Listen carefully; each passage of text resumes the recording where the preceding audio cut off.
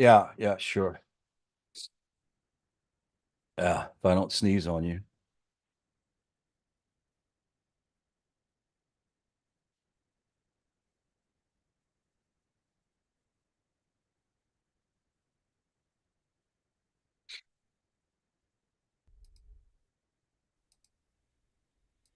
Hey, good day, everybody. Welcome back to our Working Together series. We're just waiting for Rabbi Karmi to arrive in the Zoom meeting. In the meantime, let's just pop right in and say hello to our friend Rod Bryant down in Netiv, and he can tell us what's fresh and new going on down in Netiv. Rod, how are you? You're live on the Noahide World Center social media channels.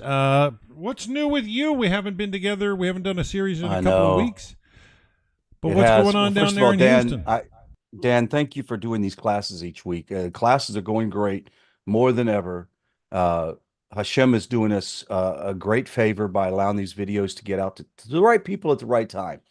And now this week we have Rabbi Karmi Ingber, who's going to join us and teaching a whole nother series. It's going to be an amazing series, and I cannot wait to get the proper title. And we're going to set this up in a separate link at the top, and you'll be able to follow this series. But it's a new look. If you've hung around me far enough to know that I sometimes like to take concepts that are Torah wisdom and treat it like a prism and turn it to see what the illumination can bring us out the other side. And there's so many nuances of colors.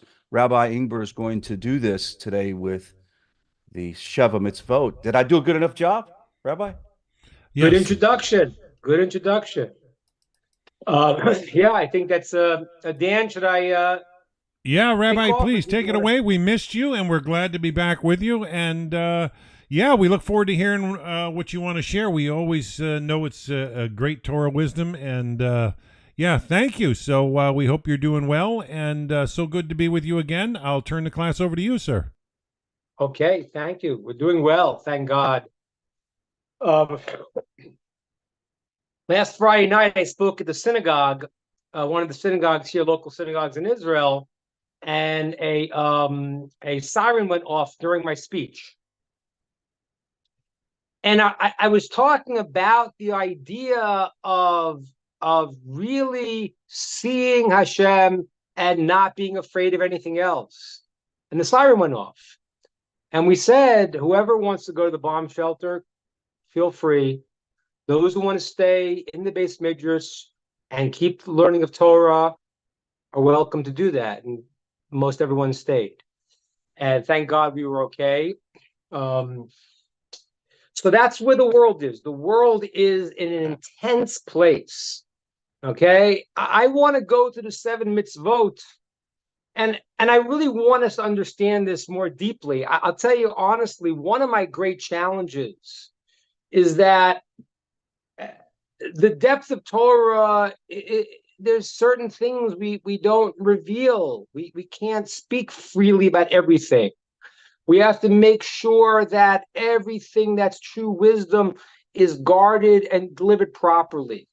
And the place where Recording in progress. Noachides can really think about concepts is in the 7 mitzvot, because that is the embodiment of what the nations of the world must do. And therefore, it's the embodiment of the system that will make the world successful. So when you look at the world falling apart, you'll say, okay, what must the nations do? What the nations must keep the 7 Noachide laws. Fascinating that there are, of the 7 Noachide laws, Jews of their 613 have to keep the 7 Noachide laws also, but there are going to be differences, which we'll understand, because there's a different role, there's a different understanding, a different application. But the depth of understanding this is something that I want to be able to bring to you, because I feel that I could speak a little more freely and analyze what this is. Now, there's 2 different components to this. One is the halacha. What is the law? Okay, what is the law? What is breaking this law, the 7 Noachide laws? What is not? Unless I say, this is lehalacha, this is the law, I am now talking conceptually. We will get to, God willing, questions on specifics. But I want to start out conceptually. I want to understand the structure because 7 is not an arbitrary number. The system. 7 days of the week. Okay, 7 musical notes. 7 is a 6 sides of a 3-dimensional object and the object itself.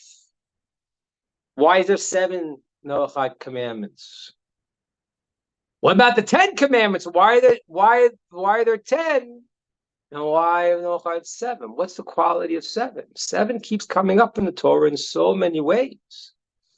What is 7? So I want to start today's class with opening it up to thinking a little bit.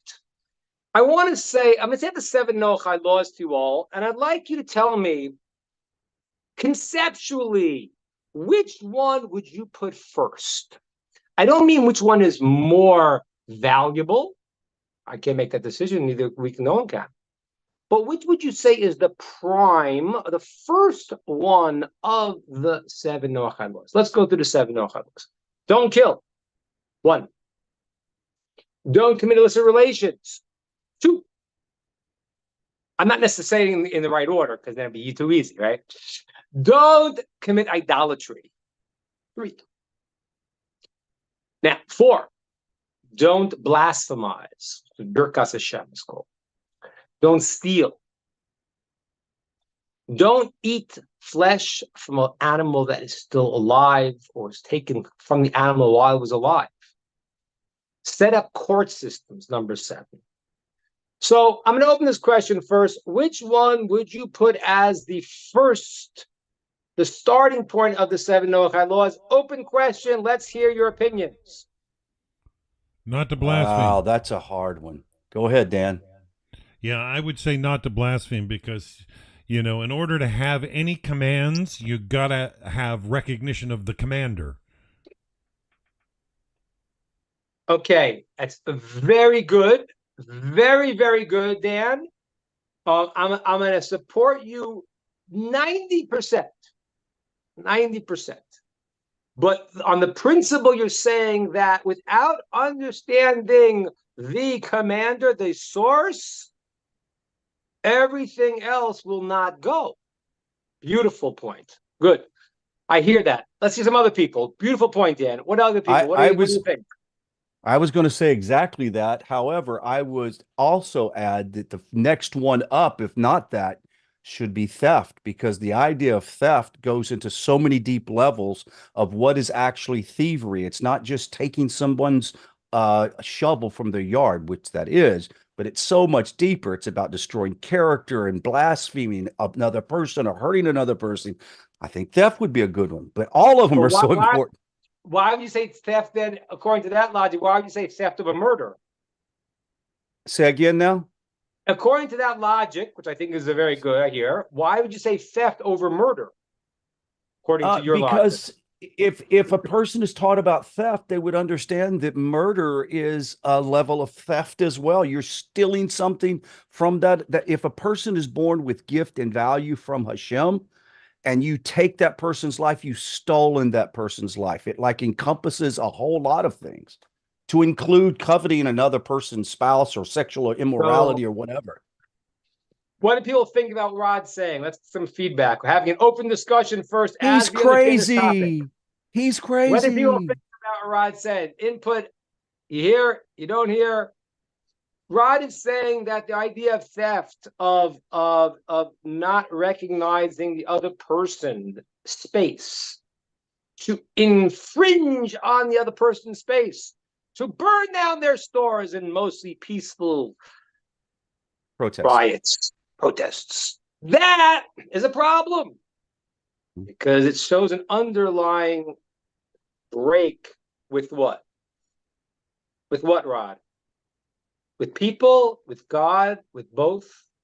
With both, because God's involved. God, he creates the environment we live in, and then people that take and use this environment to grow themselves and to develop themselves and to have parnasah, et cetera, If you Okay. take that, you're also robbing from Hashem. Okay. Okay. Good. I hear. But again, we got to get, because what you're going to see is that it's all interconnected, obviously. Yes. Yeah. So, okay. So, but there's an overlap we got to understand here. Okay. So that is the idea, Bob's idea of theft. Anyone else want to, and I want to explain to this what I'm trying to get at today, because if we go and say the 7 Noahide laws on their own, well, we can say have a 4-minute class and go, and you can go to sleep. This is not what's going on here. The depth of what it means to steal. The reason of why you can't eat animal from a live flesh of an animal, how that is a root of everything. What idolatry, what murder, what all of these things are in all of their details is if we came close to doing it, the society would be, wow, what is society? Okay, good. Tara, you had an idea. For mine is honor and keep the Sabbath. Now, he got a problem. He got a problem, Tar. Yeah, I know, and that's how come I really don't call myself a Noahide, because I go beyond the 7 laws, and I know I don't keep it like it's supposed to be kept, but okay. That's what I do. So Tar brings up an incredibly important question. Tar brings a very, very important question. I want to explain the question that I want to ask what Tar brings up, because again, we're all this is an amazing group of intelligent people. So we all heard the 10 commandments. So we seem to have 3 missing. I mean, maybe even 4 possibly, because eating live flesh and judges is not really actually the 10 commandments. So why would a person think that of the 7 Noahide laws, Tar's favorite is not there?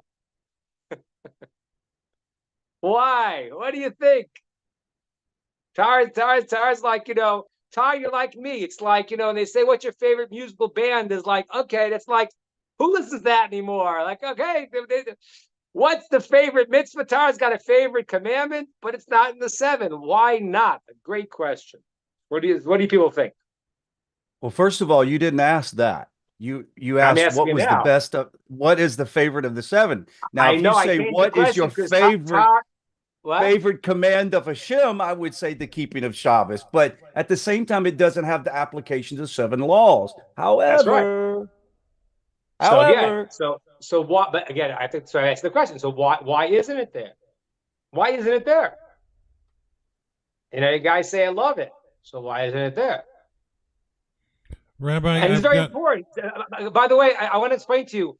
My answer is going to be very, very important for what Shabbos should mean for Noachide.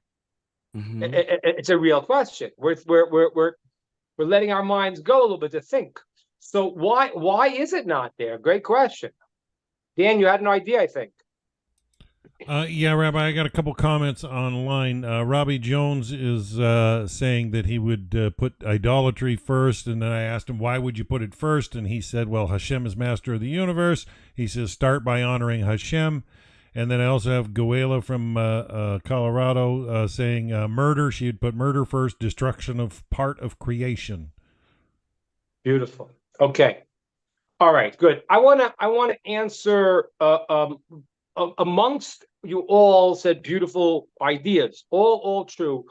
One person said the approach that I was going to say, and I will explain that, and I will explain how it's interconnected to what you're all saying. But first, I need to answer Tara's question. Tara, I'm not leaving you hanging. Don't worry, Tara. I'm here for you. Don't worry. So why is it not? Why is it? So the answer is like this. Because when I say what is my role, and I want to now speak in terms of a Noachide, it's not one of the 7 commandments. Well, why not? Because the idea is, do I need to continuously make, build, and create in this world?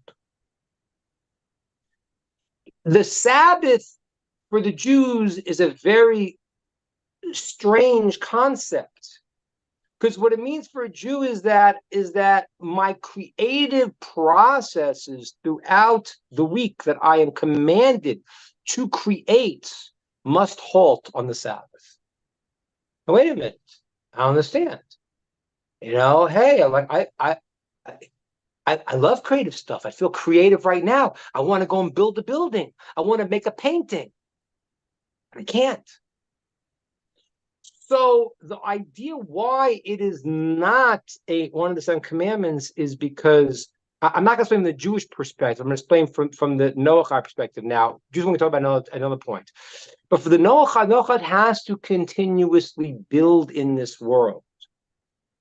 There is no time to stop. Now, however, what I think you love about Shabbos, Tar, is that there is a day where your creativity is tuned in a creative way to build things that you feel more focused.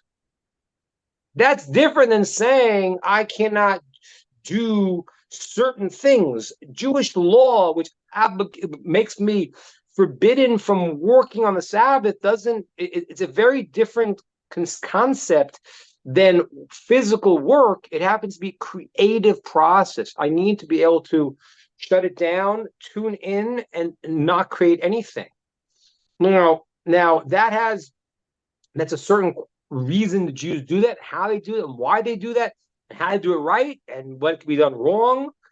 So for the non-Jew, and I'm going to explain as we're going along in the process why this is like this. You'll see that, God willing, over time, and I explain this concept, but there is a need to continuously help create, build, put positive energy into the world. That is the root of the job of the Noachide. And yes, on Sabbath, you may be able to go and feel tuned in the way you might not normally. So if you feel the creative, you're an artist and you feel the urge to paint, and now you have a creative thing, then you got to do that. A Jew can't do that. That's not what he needs to do. So the deeper reason is, and I'll spend no time, but the reason why it's not in the 7 Noachide laws, because the concept of the work of the heavens and earth must be continued in a nonstop process, is the normal structure of the universe. That makes sense a little bit, Tar? Yeah. I just when you were talking here, I got to thinking. The Noahide, from what I understand, we're supposed to come alongside the Jews and help them out. Well, the life doesn't stop on the Sabbath. There's things that need to be done. So I understand that the Jews can't be creative at all. So then that's where us Noahides can step in on the Sabbath. We're not supposed to, I mean, we're not commanded to do that. So we can go in there and help out whatever those Jews are going to need, know. And so that's what I'm kind of understanding. Right. That's beautiful. And that's really even why, Tar, in another sense, in a very deep sense, that's why what you said before, the world doesn't stop. What would be the ideal situation right now? If I can get all my Jewish brethren to say, okay, we're going to learn Torah in depth day and night. And you would say, hey, I got a farm. I got this happening. I want that. I want to make sure the world keeps going. These guys are learning the Torah with all its intricacies. That becomes part of the plan. That's what you're 100% right. The connection of, and this is something that I will explain more deeply, but let me say it again, because I once said it in passing when Rod asked me something. But the Jews, there's something called the internal and external, right? I have the soul pushes me, the soul in the body goes and expresses it. But the soul and body have to interact as a unit. There's something called the external, taking care of the external. There's something called the internal. And the external and internal, as they connect, as they form a union, the light of the Torah, the light of Hashem is able to be perceived in the world. That's the relationship between the Jews and the non-Jews. That's the deeper relationship. Yeah, can I ask you one thing? Yeah, please. Is there any problem with Nancy and I doing our best to honor the Sabbath? Is there any problem with that? Depends what honoring means. Ram is not, again, we'll go into halachas as we go into, right? I'm saying in general. The problem is not honoring. Honoring is great. Honors. This is the day, and the Jews have to keep this, to keep the laws, to go and to say, I'm not going to do all these things because that's not you're supposed to do. As I said, when you go, if you feel, for me, if I have this creative urge to paint, because I'm a painter, and I do it on Shabbos, I have done a very, very terrible, terrible thing. Even if I'm going to paint the Mona Lisa, which I'm not. But even if I could paint the Mona Lisa, it would be bad. If you had this expression that you would not bring out on the Sabbath, that would be bad. That expression that you're supposed to bring into the world, you should continue. And when you're feeding it towards, the Jews have a certain role they have to do on the Sabbath, and I want to be part of that in the way they're keeping, but the way you're keeping Alexa, yourself. stop. That's great. Then you've connected. Okay. All right. Let's get to the finale of the answer. Again, I want to say who's everyone's right or wrong here, but I would start with idolatry.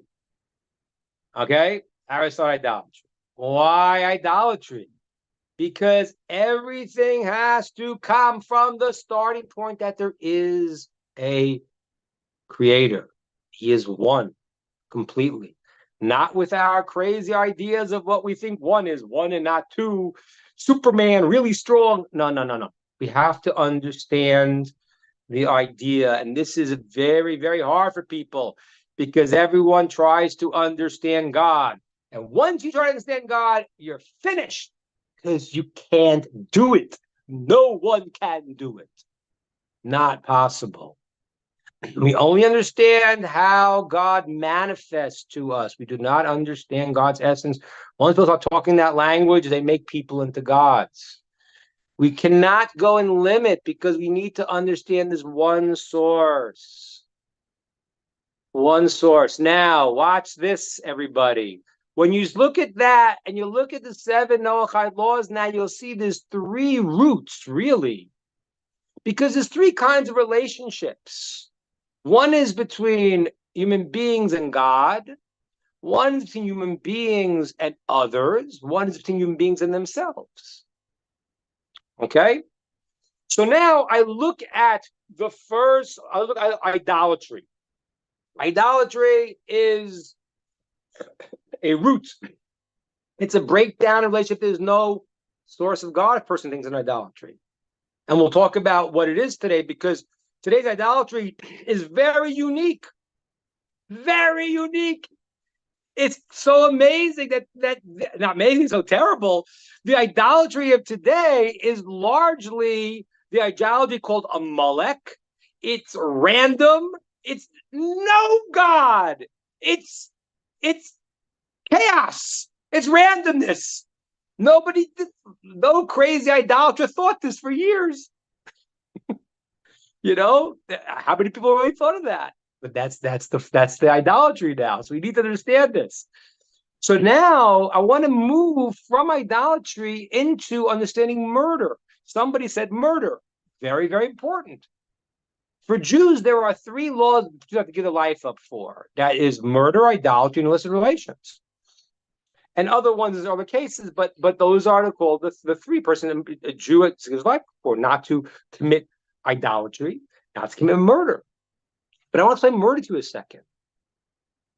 If I tell you, I say, you know what? You should really love people. You know, you really should love people. So you say, but why? You really should love them. You'll be a nice person. I said, I don't understand. You know, I went to college, right? One of the great elite thinkers, Harvard, Penn, the the minds of America that don't know that genocide is wrong. It's amazing. The brilliance of the morons. It's fascinating. Amazing. So if I say, wait a minute, I went to Harvard and I know that I come from a monkey. So I know that one monkey doesn't kill another monkey. Well, maybe he does. Yeah, I think he does, actually. If he wants to be the strong one in the pack, he kills another one. But you can't murder because you understand you come from one source. When you understand this one source, there's no fractition. Everything is a product from the one source. What do you mean? Why should I love you? You know, if you're my brother, and we come from the same parents, well, a normal person would feel love. If you don't come from the same parent, all right, maybe I do, maybe I don't. But the concept of murder has to start with the concept of why should I love you? What did the Nazis say? The Nazis said the Übermensch. Übermensch was Nietzsche's idea of the Superman. The Superman could kill the weaker. That's what they said. They said the lion doesn't care about the lamb. All right. So once we understand there's one God, there's one source, there's nothing else, by definition, I cannot go. Now I cannot. I mean, yes, we're going to talk about it because it's in the negative, don't kill. But the reason why you don't kill is this person is made in the divine image. He has humanity just like you do. Well, why do you think that your blood's redder than his blood? Okay, let's move to the other side. Illicit relations. Well, that's a root also. That's when a person can't control themselves. They're out of control. And their desires are just pushing them. There's no boundaries. Wait a minute, God gave boundaries. This is off limits. This is not yours. This belongs to this other man, this other woman, this other situation. You can't, and that's what Rob was saying before, because it extends. Because now the boundaries, you have no boundaries, the person can't control themselves. Those are the three roots. Now I want to show you the next three really are an extension of that. And that's why what I said originally, Dan, I said your idea was very good about blasphemy, because yes, because blasphemy is an extension of which of the commandments in a certain sense? Of idolatry. But Dan said very good, because the truth is, it's amazing the language of the commentaries when they explain what blasphemy is.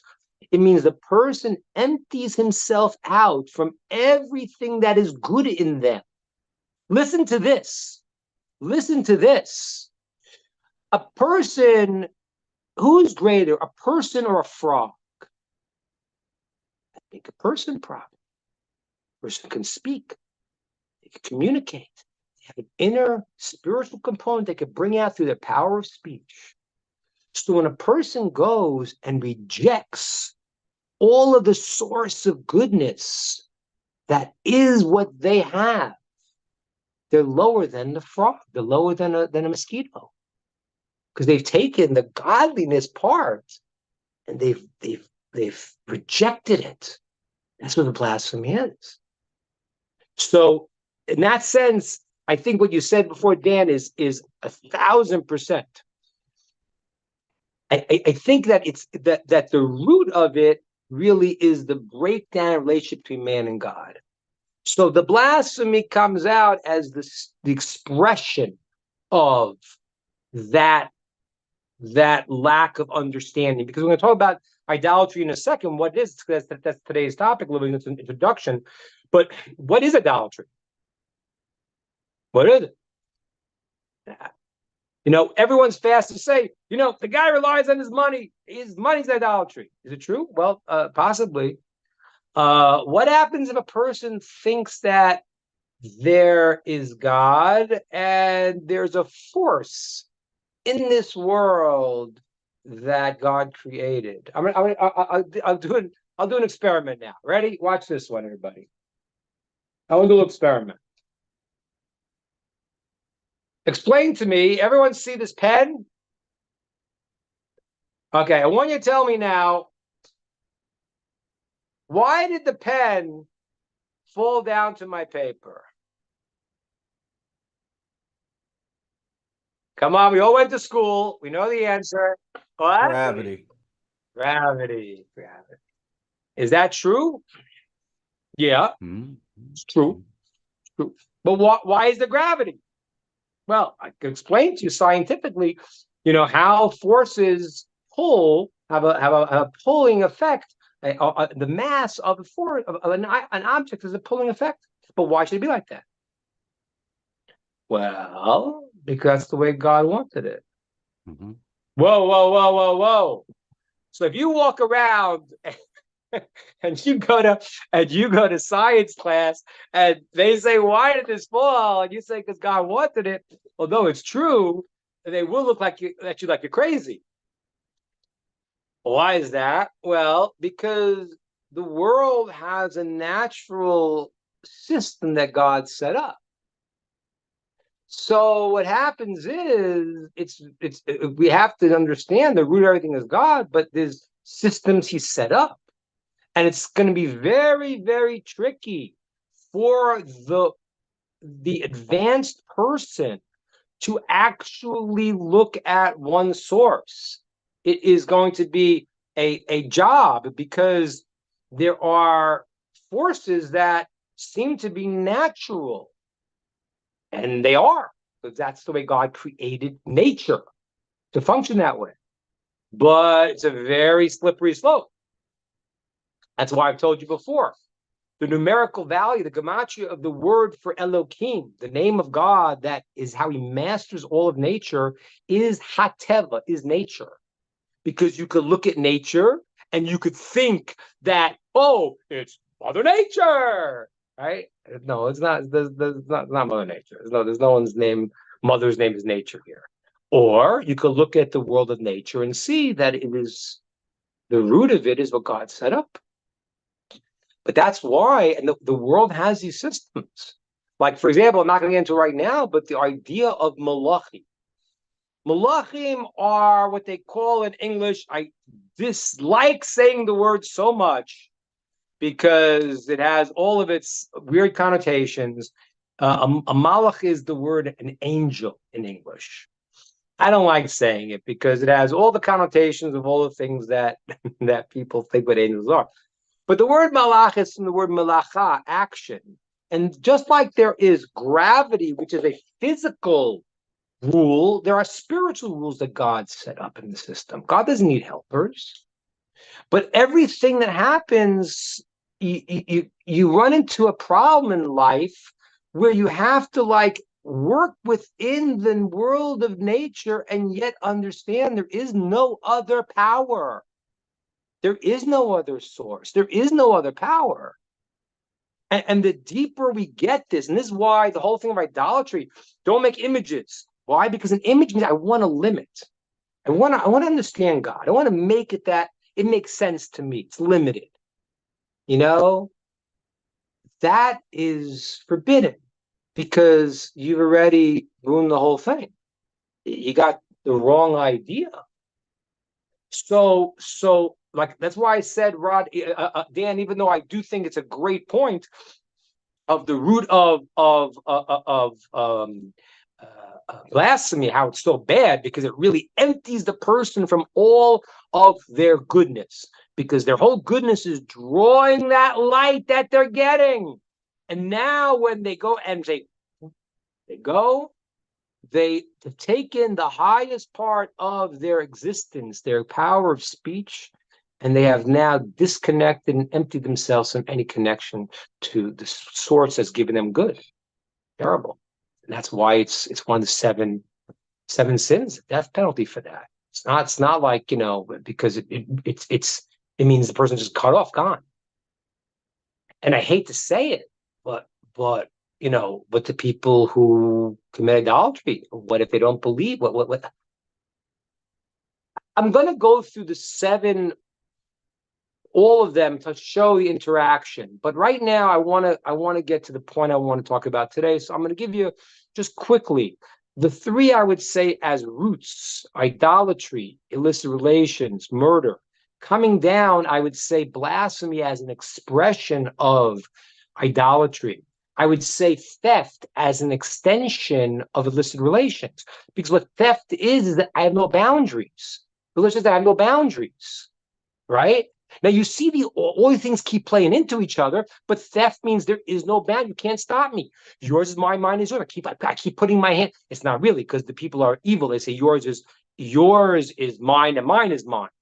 But the ignoramuses, the people who like, Bernie Sanders, who have the position of mine is yours, yours is mine. So that idea is called an ignoramus, because it smells of theft. There is no boundaries. There's no lines. That's an extension of illicit relations. And then murder, an extension we're going to see, is going to be the idea of eating animal from live flesh, which the sages say there is nothing more cruel. It's just the expression of cruelty. Just chop the animal off. You're still alive there. You just disregard it. It's the root of cruelty, which really, as a root, as an expression of murder. And then the 7 laws is going to be to put this all together. That's an overview. We're going to get into each one. Today, what I'd like to do after this introduction is I want to talk for a second to you about the world situation in relation to the first of the one I want to start with today, which is, and we'll do it for a few weeks to really understand it, because there are a lot of aspects of it, but idolatry. So I want to ask you a question. Do you think that, let's call it the new world order, we'll call it this woke mentality. Do you think the woke mentality believes in God? It's an open question. We're in the first of the 7 Noach laws, talking about is idolatry. Do you think the people who espouse the ideas of we'll call it the woke culture of today, by and large, do you think that they actually believe in God? I'm open to hear what people know, because I don't know these people really. I don't hang around with them, obviously, but what do you people think? Aren't they just replacing God with themselves? I mean, to me. Right. So you think they don't believe in God, right? Because Nancy, what you're saying is, if I understand you right, is that this is, I think what Nancy is saying is very, very crucial, because the point here is, if you look at the roots of this new culture, it really is the idea that how dare God determine reality? We can go into our virtual reality. We can get Mark Zuckerberg to create a virtual reality. We can be in Disneyland. We can say this, and if we say this is it, this is what it is. In its root, it really is the rebellion against God. It's fascinating if you look also at the communist movement. Communist movement, people don't realize, probably the most describing feature of the movement was atheism. That was probably the most defining feature of it. Because why? Because there is no God, that's what they say. And so therefore, we are going to create our utopia. Right? That's the new version. So that really, do people agree with that or disagree with that? Yeah. So this is really the root of the issue today. And I think if you look at the dynamic of what people think, it's largely that. It's like, no, we don't believe in a God. Which is very funny. You know what's very strange about that? How you see today, let's say, queers for Palestine, queers for Hamas. The whole unification of the woke movement with the radical Islamic belief is very Interesting. Don't you find it? Isn't that wild? It's like It's the Christians and actually the, just weird. It's not it's strange. It very doesn't have an weird. explanation. Yeah. Well, first of all, the Christians and the Muslims fought, for a very long time throughout the Crusades. Just nobody told the Muslims that they didn't get the memo that the war was over, so they didn't know. But the Christians at a certain point said, "Well, we don't want to do this anymore. It's not working out too good. We got other things we want to we like to do." And nobody told some radical Islamics that this was happening, because this is a very strange unification. It's really, and what Rod just said just a minute ago, I think really is part of the answer. Because I am very open to hear if someone has an explanation of why these people unite, other than they're ignorant. They're obviously ignorant. We know. I mean, that we know that. We know everyone's looking for the perceived downtrodden. We know that. I understand that, and Rabbi, you realize that those people that live on that perceived ethical approach are the very ones that reject the wisdom and ethics of God. Isn't that weird? They pick up their own little special niches of, we got to save the world. We got to do our own tikkun. That's exactly why I started with this. Right. That's what Nancy said before. It's idolatry, because who's God? They think they are. Mark Zuckerberg thinks he's God. Jeff Bezos thinks all these guys think they're God. The deep state think they're God. They all do. This character thinks he's in it. And I'm not telling you that every guy on the other side of this aisle has got their head or screwed on right. I'm not saying that. But really, obviously, this is a game. This is a game. This is not real. This is people playing God. I don't know if you heard this. What's his name? The Senator Kennedy had this thing. I'll leave it. It's a very funny joke, yeah, but I'm going to leave it for now. All right. So anyway, so I want to get back to the point that Rod just said a minute ago, and this is an open question, because I don't fully have an answer here. I have an idea, but does anyone have an idea why it is that there's this alignment? I mean, again, people that believe in the philosophy of this new version of wokeism, which is some kind of weird hybrid of socialism, communism. There's very little 60s love stuff anymore. It's it's very angry, but okay, whatever it is. But it centers around this idea of we the people are not we the people. We the people are the dictators, and it's not God. How do they align with the people who have the most problematic view for them of anyone? How do they align with the radical Islam? Does anyone have any thoughts on that? Have you ever thought maybe they think that they're just aligning themselves with the underdog? They feel like an underdog. Yeah, that's true. I said before, I think that's definitely without benefit of the doubt. The benefit of the doubt rationale is that victim mentality. They're ignorant. They don't know, and maybe there are some people that I told you that really are that ignorant. They really are, and some of them are waking up a little bit. So that's good. It's good to know that some people just are that ignorant. It's sad. They also don't want to follow the boundaries that Judaism sets. I mean, there's absolutes. They do not want to follow the absolutes. What they don't understand is that the other side has absolutes also, but they don't read it. They don't understand it. The Muslims have absolutes also, but they just know that they don't want to follow the absolutes of Judaism or Christianity. Right. I agree with you. It's true, but it's just so funny because the absolutes from a Jewish perspective, are so much more um, um, uh, tailored towards reality, meaning that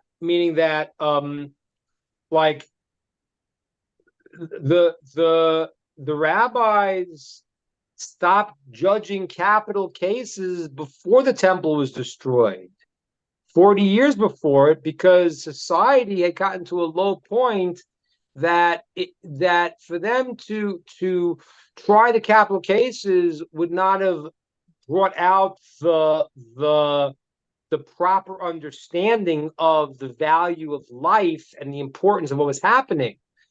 So the rabbis, the Torah has the application that is beautiful for the world to be able to evolve into a world that would understand the truth.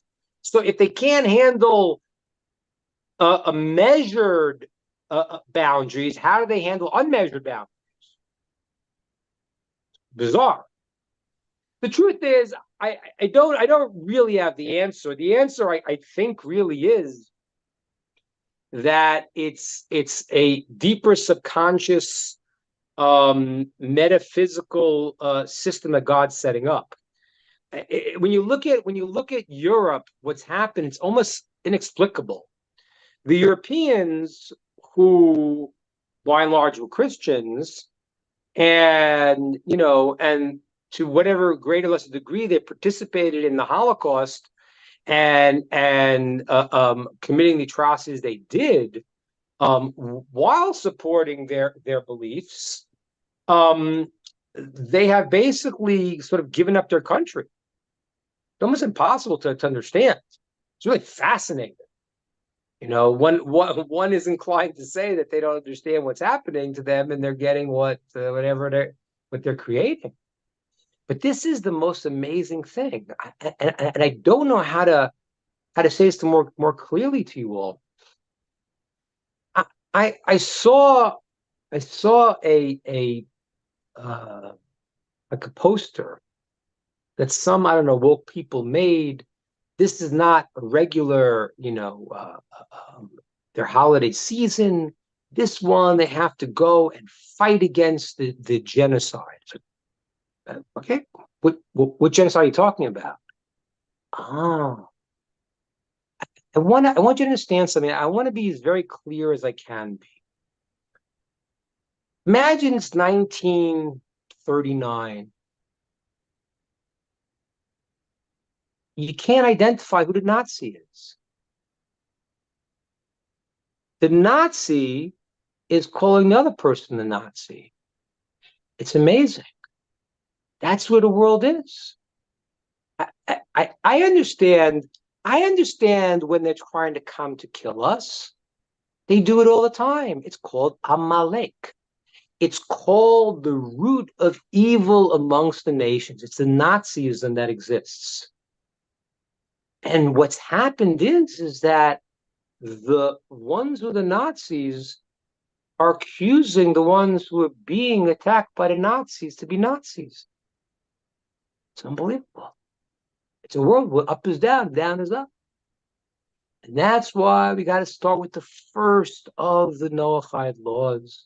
We got to start understanding there is one source, one creator, no other power. There's no other power, no other creator. God created the world. He is omnipotent and beneficent. You must understand those two things, because that's the theological mess that people have. How do bad things happen? Okay, we'll talk about it. You can read about it, but you have to understand two principles. God is omnipotent and beneficent. He gives good, and he is all powerful. So you can't go and say he's fighting against some other source. You can't. That's all boundaries of people losing their connection to the one source. They're teetering on idolatry because they're seeing, wait a minute, who's in charge? You know what? If I figure out the science, we'll live forever. We'll make it. This world won't blow up. Don't worry. Don't worry. I'm not against, I'm all for finding out good climate things like Monsanto's. Maybe they can stop poisoning everybody, you know. But what's happening is that they're creating these global views that are nonsense because they think they're God. John Kerry's got his own plane. He must be God, right? I mean, this is unbelievable. It's literally unbelievable. So we have to understand that there is no other power. Whoa, that's a little hard. I'm sitting in the synagogue and I'm giving the speech and the bombs are falling. Well, what do you do? I'm not telling you. And I said then also, I didn't say people should stay. I said those who feel to leave could leave because God put us into a world and he created a system and there are rules. And we don't go and walk off a cliff and say, oh, but you have to know there's still only one source of everything. And what happens is that the world went through different stages. It was idolatry. Now let me explain what idolatry was. Idolatry was, because it's really hard to understand, it was because you can't kind of imagine why would a guy want to connect to this thing, this idol or whatever it was, and not go connect to God. It's like illogical. Does someone explain that to me? Why does someone like idolatry? Wouldn't we rather be all connected to the real source? Well, yeah, but there's a problem. The problem is you can't manipulate God. He knows everything. You can't fool, you can't manipulate. The idea of the idolater is they keep their little world of their little power machine. We're coming to read the book of Exodus, the book of Shmos. The Egyptians, these guys were not dummies. They had the occult. They can't. Do you know how to build a pyramid today? You know how to build mummies? With all the science, the great science of America and the Western world, they can't build a pyramid. But these guys, they were pretty on the ball, and they were masters of the occult. They wanted to manipulate the powers because they didn't want to connect to one source because there's another power. The power above him, and I can manipulate it. And what's happened today is the new version of idolatry. I don't know if you want to call it science. I don't know if you want to call it, I wouldn't call it philosophy because there's no brains in this system, but this wokeism is a belief that it's some kind of, fairy dust belief of my power that I will reality to be a different way. I will make up logical, illogical stories, and I will find science, or I will find medicines, or I'll find, technology to dictate my own belief. Because now, a person made themselves God. It's a fascinating thing. It's a fascinating thing. And so what we got to first do, next we're going to get into a little bit more. I'm going to try to explain the parameters because there are real parameters here. What happens if a person says, okay, well, I believe in God and there are spiritual forces God put in the world. How do I relate to those? The concept was called shituf. Can a person, and we'll see the difference between Jews and non-Jews and what does it really mean, can a person think that there is, yes, I believe in one power of the world, but people want to go through an intermediary? Can they do that? What does that mean? That we'll get into in the details. But I need you all to understand today is that the root we must start with is the idea of understanding there is no other power. There is no other power. That is starting point one. It's very hard because I believe there are people who believe powers that direct their lives, and they're all reactionary. And if he runs, and if this guy, if I don't know, if this guy the senator has indigestion, he had a fight with his wife, who knows what, they're going to blow the world up. They have everyone else is controlling their world. That's one type. And then those think that they control their world. And then there were things that there is no control of the world, it's all random.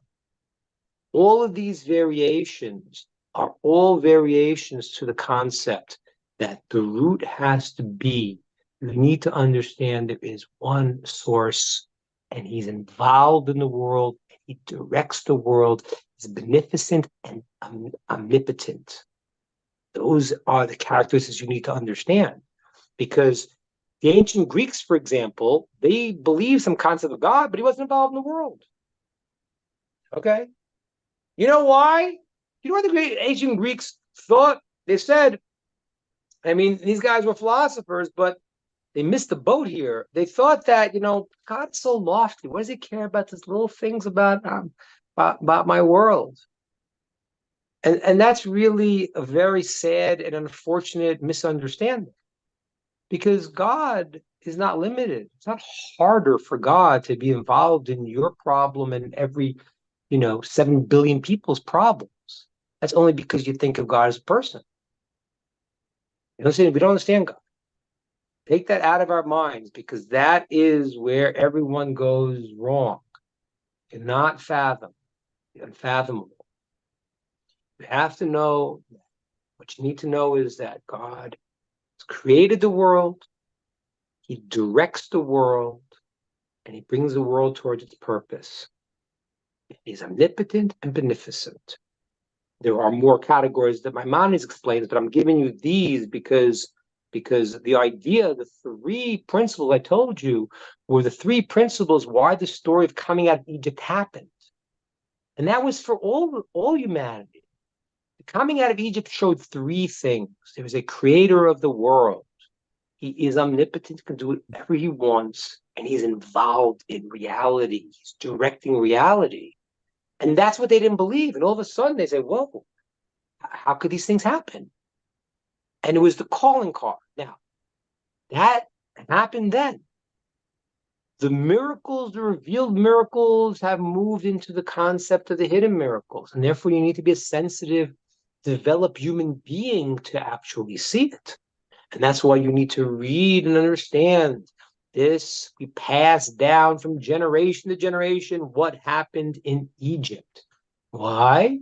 Because God presented his calling card. All of a sudden, everyone realized, whoa. I heard the things happening to Abraham. He was one person. I heard it happening to Isaac. I heard it happening to Jacob and his kid. But now a nation this happened to, that the laws of reality are suspended, are overcome, are being directed.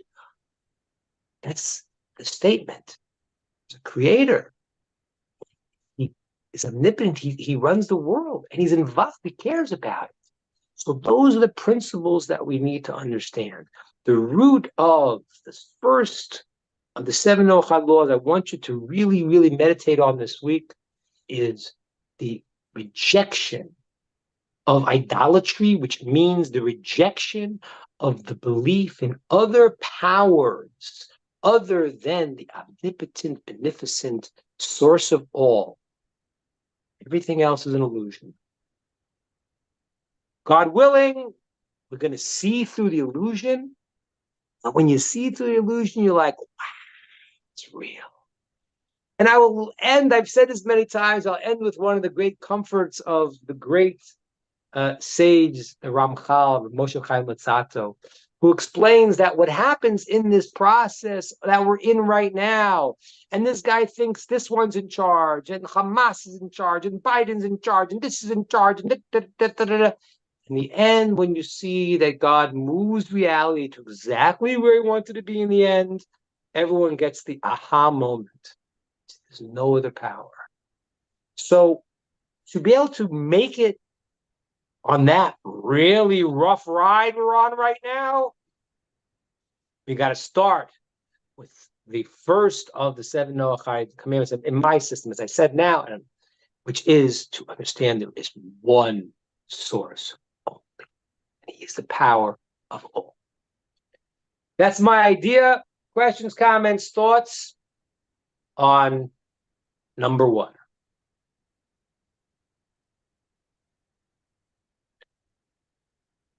I think I don't know if did I blow any fuses there, or did I?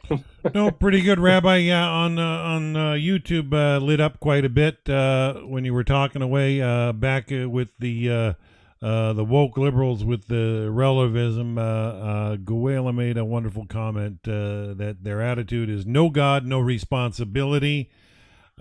And then we had someone named Dan Smith quote Aldous Huxley. He ends and means, he said, I had motives for not wanting the world to have a meaning and consequently assumed that it had none, and was able without any difficulty to find satisfying reasons for this assumption. The philosopher who finds no meaning in the world is not concerned exclusively with a problem in pure metaphysics. He also is concerned to prove that there is no valid reason why he personally should not do as he wants to do. For myself, as no doubt for most of my friends, the philosophy of meaninglessness was essentially an instrument of liberation from a certain system of morality. We objected to the morality because it interfered with our sexual freedom. The supporters of this system claimed that it embodied the meaning, the religious meaning. They insisted of the world. There was one admirably simple method of confuting these people and justifying ourselves in our erotic revolt. We would deny that the world had any meaning whatever. And he says that's a quote, from one of the founders of modern atheism. It's called eat, drink, and be merry, for tomorrow we die. It's an old tune. It's an old tune, right? It's an old eat, drink, and be merry, for tomorrow we die. That's the old Greek adage. It's had different variations. Yeah, 1969. I hear you. Has different variations of it. The problem with nihilism and the problem with we only have no meaning is that it's really, it has no meaning. So that's the problem. So I don't tell a person to go dig up meaning when it doesn't exist, because it doesn't exist. So if it doesn't exist, then it doesn't. But the fact that it does, it's a very, very different life. So people that don't believe in meaning, the system of the world before was eat, drink, and marry, tomorrow we die, and that was the system of pleasure, hedonism. It's taken on a much more negative turn today. It's taken on a much darker form of it than the 60s, because in the 60s there was some sense of something about love. They didn't know what it was. But there was something about, love is a good thing, which it is. Now, the problem of the 60s was really that the balance of love was out of balance, which is always what happens. When a person wants to feel something, they don't have boundaries, then they come into illicit relations and other things that they cross the line. But they were working on the side of sensing something about love was a good thing. Unfortunately, today it's much darker, much darker, and that's makes it harder, because it's not. There's more aspects of positiveness in that even mistaken hippie idea of the 60s than it is in the woke system today, which doesn't espouse love. It espouses anger.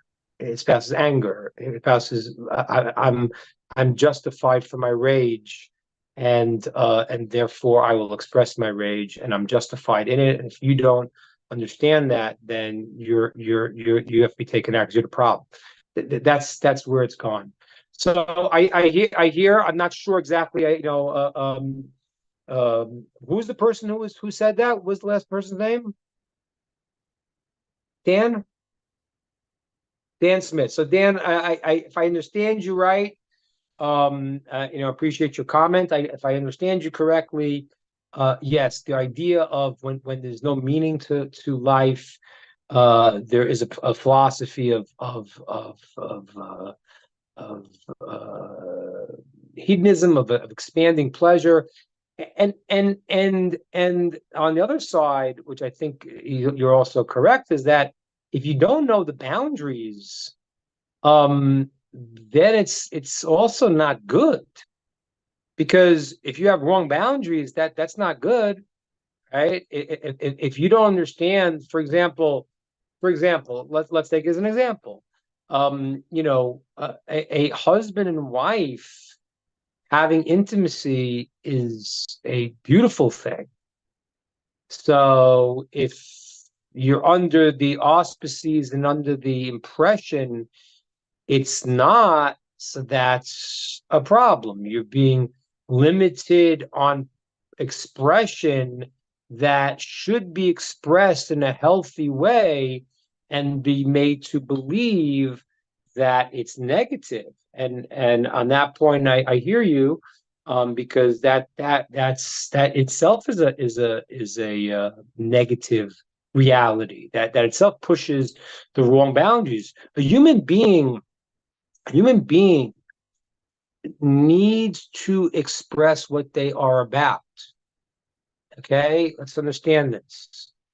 You need to have parameters, because if you don't have parameters, then you are now out of reality, not a human being. Exactly, Rabbi. I find that often these type of people use. I found solace in this idea that they use a logical fallacy known as the argument of intimidation, which is always an appeal to moral self-doubt, and they rely on fear, guilt, or ignorance of whoever they're targeting. And it's a tactic used by weak-minded people because they really have no case, right? If there's no purpose in their motive, they have no purpose in having any point against anybody. And I find it works like a refining fire somewhat, because it causes people to in turn overcome their self-doubt and fears and guilt. You're cutting it out there. Sorry, Rabbi. You cut out a little bit. I think I got most of what you said. So let me say back if what I understood you saying. I think I got most of what you said. I got covered a little bit there at the end. But basically, yeah, a person, if I understood you correctly, a person that is espousing a meaningless life, or there's no purpose, so that situation will create all the negative expressions that we're talking about towards other people and towards different ways. To somebody who feels the world is random, it's I don't know what to tell you. I mean, I could probably disprove it to you, but I think that people that want to believe the world is random, like Huxley, had a reason for it. And Huxley did, as he quoted, Huxley did say that Darwin gave the atheist something to hang his hat on, because before that it was like, how do you hang your hat on something that no one believed? Okay, so he created a theory but the idea of randomness is really the worst reality. I hate to say it. And the reality is that is the system, what's called a Molech. A Molech, which is called Nazism, is really rooted in a concept of nothingness. Everything is random. There's no point to anything. And a person who espouses that, as I was saying before, I hope that they are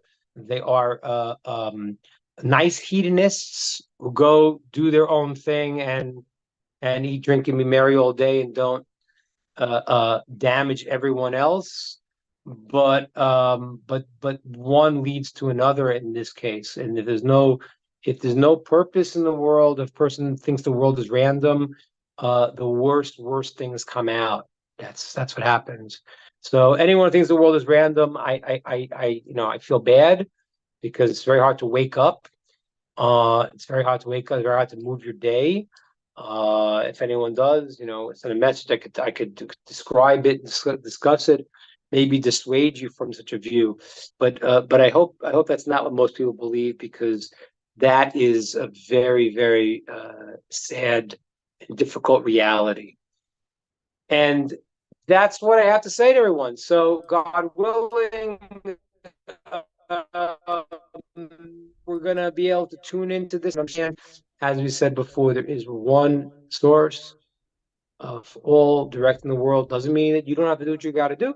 Doesn't mean there's... You're frozen on your end, Rabbi. I think his internet connection. One of the 7 nullified laws is to be able to understand there is no other power source at all. Excellent. Okay. Well said. Thank you so much, Rabbi. We missed you, and this session was worth the wait for sure. I hope that people out there enjoyed it. Rod, anybody else got any final words before we close for today? I don't think so. Everybody, the rooms are clear.